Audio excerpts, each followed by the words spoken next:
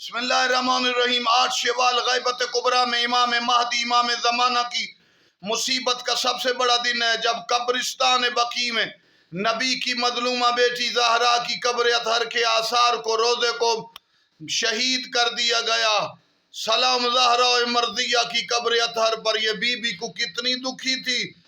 18 سال زندگی پوری دکھوں میں دیکھی، اور اس کے بعد قبر پہلو بھی شکستہ ہے اور قبر بھی شکستہ ہے۔